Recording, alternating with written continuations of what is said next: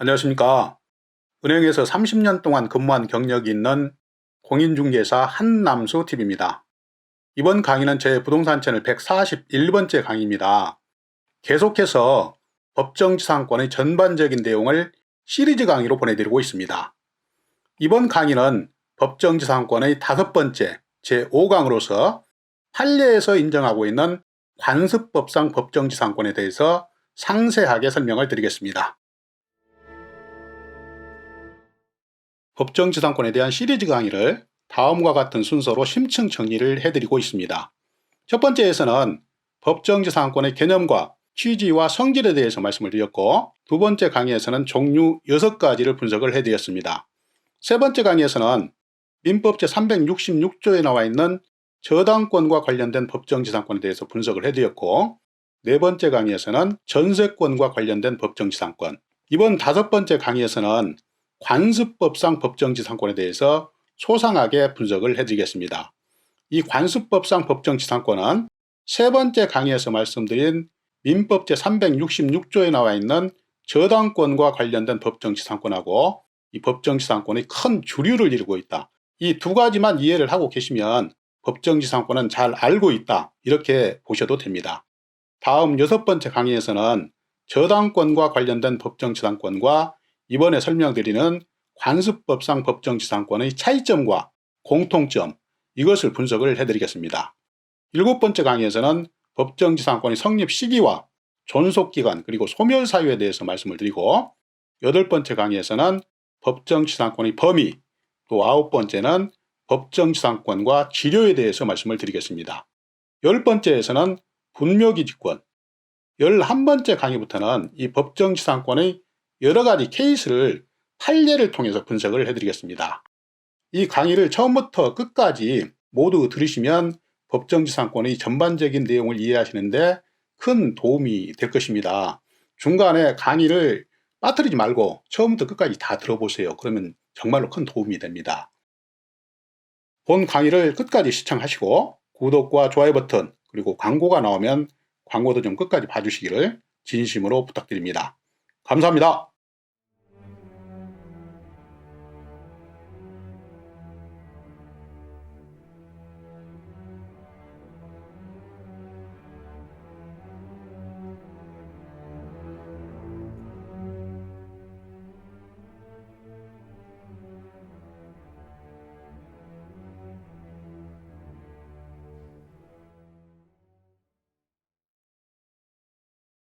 이번 강의의 주제는 관습법상 법정지상권입니다. 관습법상 법정지상권에 대해서 다음과 같은 목차로 설명을 드립니다.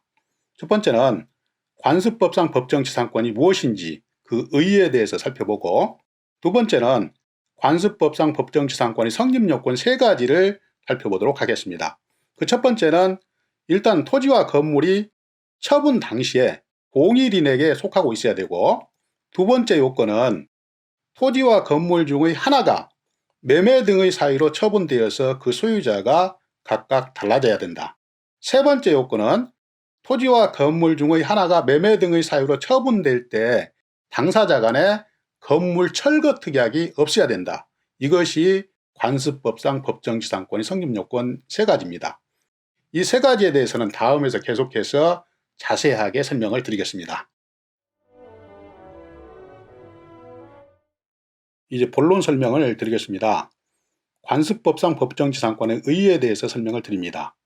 관습법상 법정지상권이란 무엇인가, 여기에 대해서 말씀을 드리면, 토지와 그 지상 건물이 동일인에게 속해 있다가 매매, 기타의 사유로 각각 그 소유자가 달라졌습니다. 이때 지상 건물을 철거한다는 특약이 없으면 건물 소유자가 토지를 계속 사용할 수 있도록 한다는 당사자의 의사표시가 있는 것으로 봐서 건물 소유자가 지상권 설정 등기 없이도 토지를 계속 이용할 수 있는 권리, 이것이 관습법상 법정지상권입니다.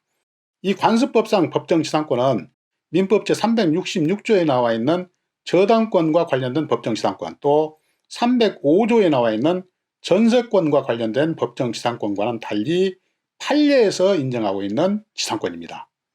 그래서 토지 또는 건물 중의 일방에 저당권이나 전세권 등 제한물권의 존재를 전제로 하지 않는다는 점에서 아까 말씀드린 통상의 법정지상권과는 그 개념이 약간 틀립니다. 부연해서 설명드리면 저당권과 관련된 법정지상권은 저당권이 설정이 돼 있고 그 다음에 저당권 실행으로 그 소유자가 변경되었을 때 건물 소유를 위해서 토지 소유자는 지상권을 설정한 것으로 본다. 이것이 바로 민법 제366조에 나와 있는 저당권과 관련된 법정지상권입니다. 그런데 이 관습법상 법정지상권은 이 제한물권을 전제로 하지 않는다는 얘기예요. 단지 토지와 건물이 존재하고 있었고 그 다음에 매매 등의 이유로 소유자가 변경되었을 때 이 토지 소유자는 건물 소유자를 위해서 지상권을 설정한 것으로 본다. 이것이 바로 관습법상 법정지상권입니다. 차이가 있죠. 계속해서 관습법상 법정지상권의 의의에 대해서 도표를 통해서 다시 한번 알기 쉽게 설명을 드리겠습니다. 토지와 건물이 있죠. 그런데 이 토지와 건물의 소유자가 갑입니다. 똑같습니다. 갑으로. 일정 기간 후에 매매나 증여나 강제경매, 공매 등의 사유로 이 토지의 소유자가 갑에서 을로 바뀌었습니다. 물론 건물 소유자가 바뀌어도 마찬가지예요. 여기서 가장 중요한 것은 소유권 변동 사유가 뭐냐, 이것이 포인트입니다. 민법 제366조에 나와 있는 법정지상권에서는 그 소유권 변동 사유가 저당권 실행이에요. 그런데 이 관습법상 법정지상권에서는 그 소유자 변경 사유가 매매나 증여, 강제경매, 공매, 또 대물변제, 상속 등입니다. 이렇게 소유권 변동 사유가 틀려요. 이 차이점에 대해서는 제가 다음 강의에서 소상하게 비교 분석을 해드리겠습니다. 이렇게 해서 소유자가 을로 바뀌었어요. 그러면 결국 갑소유의 건물은 나무 땅 위에 존재를 한다는 얘기입니다. 이렇게 나무 땅 위에 내 건물이 있다고 해서 내 건물을 무조건 철거를 해야 된다. 그렇게 되면 사회 경제적으로 너무나 낭비가 심하기 때문에 일정한 요건이 충족이 되면 나무 땅에 있는 내 건물도 철거하지 않고 계속해서 사용할 수 있다.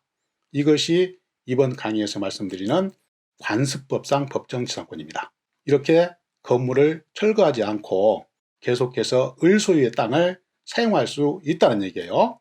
이것을 다시 한번 정리를 해서 말씀드리면 토지와 건물이 처분 당시에 그 소유자가 동일했어야 됩니다. 그러니까 매매 당시에 그 소유자가 똑같았어야 된다는 얘기죠. 두 번째는 매매 등의 사유로 토지와 건물의 소유자가 각각 바뀌었다. 여기에서는 갑에서 을로 토지의 소유자가 바뀌었다는 얘기죠. 이럴 경우에 중요한 것은 뭐냐면 당연히 당사자 간에 매매 계약을 체결을 할 때 건물 철거 특약이 없어야 된다는 얘기예요. 매매 계약을 할 때 건물 철거를 하겠다 이렇게 특약을 맺었으면 당연히 법정지상권 성립이 안 되고 건물은 철거가 돼야 되겠죠. 그런데 중요한 사항은 당사자 간에 건물 철거 특약이 없어야 된다는 얘기예요. 또 세 번째는 이렇게 해서 토지 소유자 을은 갑을 위해서 지상권을 설정한 것으로 본다. 이것이 바로 관습법상 법정지상권이라는 얘기입니다. 이제 계속해서 두 번째입니다. 관습법상 법정지상권의 성립요건 세 가지를 설명을 드리겠습니다. 그 첫 번째는 토지와 건물이 처분할 당시에 동일인에게 속하고 있어야 됩니다. 처분될 당시에 토지와 건물이 똑같은 사람에게 속하고 있어야 된다는 얘기예요. 그 내용을 보시면 관습법상의 법정지상권이 성립되기 위해서는 토지나 건물 중 어느 하나가 처분될 당시에 그 소유자가 똑같아야 됩니다. 그런데 이 소유자가 원시적으로 똑같을 필요는 없어요. 그러니까 건물을 처음에 질 때부터 토지와 건물의 소유자가 같을 필요는 없다. 매각할 때, 처분할 때 같으면 된다는 얘기예요. 두 번째를 보시면 가압류를 한 후에 강제경매가 진행된 경우에는 가압류의 효력 발생 시점을 기준으로 해서 동일인 여부를 판단을 합니다. 대법원 판례입니다. 또 가압류 이전에 건저당권이 설정되어 있었다면 건저당권 설정 당시에 토지와 건물의 소유자가 같았어야 된다는 얘기예요. 마찬가지로 대법원 판례에 나와 있는 내용입니다. 계속해서 관습법상 법정지상권 성립요건 두 번째입니다.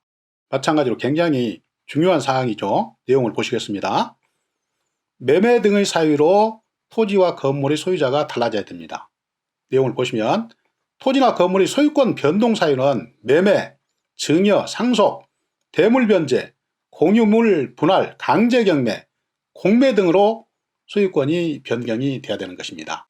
저당권 실행으로 소유권이 바뀌는 것은 민법 제366조에 나와 있는 법정지상권을 말하는 것이고, 이 관습법상 법정지상권에서 소유권 변동 사유는 다시 한번 말씀드리면 매매, 증여, 상속, 대물변제, 공유물 분할, 강제경매, 공매 등의 사유로 소유권이 변경돼야 된다는 얘기죠. 계속해서 보시면 이때 매매는 소유권 이전 등기 시점, 강제경매나 공매는 대금 완납 시를 기준으로 법정지상권이 발생이 되는 것입니다.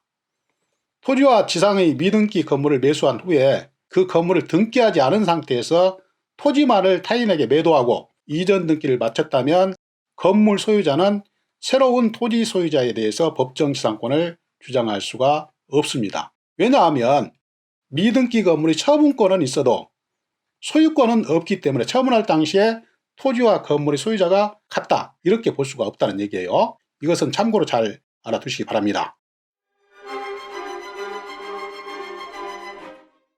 계속해서 관습법상 법정지상권의 성립요건 세 번째입니다. 그 내용을 보시겠습니다. 성립요건 세 번째, 당사자 간 건물 철거 특약이 없어야 됩니다. 당사자 간 건물 철거 특약이 없어야 관습법상 법정지상권이 성립이 된다는 얘기예요. 이 내용은 크게 어렵지 않죠. 만약에 매매계약을 체결을 할 때 특약에 그 지상에 있는 건물을 철거하겠다, 이렇게 특약을 맺었으면 그 건물은 당연히 철거가 돼야 되는 것이기 때문에 관습법상 법정지상권이 개입될 여지가 없다는 것입니다. 그 내용을 보시겠습니다. 당사자 간 건물 철거 특약은 명시적 합의뿐만 아니라 묵시적 합의에 의해서도 인정이 됩니다. 건물 철거 합의에 대해서는 이를 주장하는 자가 입증을 해야 됩니다. 한 가지 더 말씀을 드리면 건물 철거의 묵시적 합의와 관련해서는 장차 건물이 철거된다는 것을 예상한 경우에는 당사자 사이에 건물을 철거한다는 특약이 있었다고 보는 것이 판례의 입장입니다. 여기에 대해서 대법원 판례를 한번 보시도록 하겠습니다. 대법원 판례를 보시면 토지 소유자가 건물을 건축할 당시에 이미 토지를 타인에게 매도해서 소유권을 이전해줄 의무를 부담하고 있었다면 토지의 매수인이 그 건축 행위를 승낙하지 않은 이상 그 건물은 장차 철거돼야 할 운명에 처하게 될 것이고, 이를 예상하면서도 건축을 했다면 그 건물을 위한 관습법상의 법정지상권은 생기지 않는다고 보는 것이 판례의 입장입니다. 시청자 여러분, 지금까지 법정지상권 제5강으로서 판례에서 인정하고 있는 관습법상의 법정지상권에 대해서 소상하게 안내를 해드렸습니다. 좀 도움이 되셨는지요? 이해가 되셨는지 모르겠습니다. 저는 다음 법정지상권 제6강에서는 저당권과 관련된 법정지상권과 방금 설명드린 관습법상의 법정지상권의 공통점과 차이점에 대해서 소상하게 비교 분석을 해드리겠습니다. 이 6강도 놓치지 말고 반드시 강의를 들으셔야 됩니다. 도움이 정말 많이 되실 겁니다. 저는 앞으로도 계속해서 부동산 관련 강의, 그러니까 임대차 보호법, 권리분석 및 배당 사례, 유치권, 또 법정지상권, 부동산 상식 및 시사, 부동산 금융 등의 주제로 알차게 강의를 준비해서 계속 여러분을 찾아뵙겠습니다. 항상 건강하시고 다음 강의에서 또 뵙겠습니다. 감사합니다. 안녕히 계십시오. 시청자 여러분, 잠깐만요. 마지막으로 꼭 부탁드릴 말씀이 있습니다. 지금까지 제가 설명드린 관습법상의 법정지상권의 내용이 여러분들께 조금이라도 도움이 되셨다고 생각되시면 구독 버튼과 좋아요 버튼 꼭 좀 눌러주시기 바랍니다. 이 구독과 좋아요 버튼은 강의를 하는 저에게 힘의 큰 원천입니다. 마지막으로 잘 부탁드립니다. 감사합니다.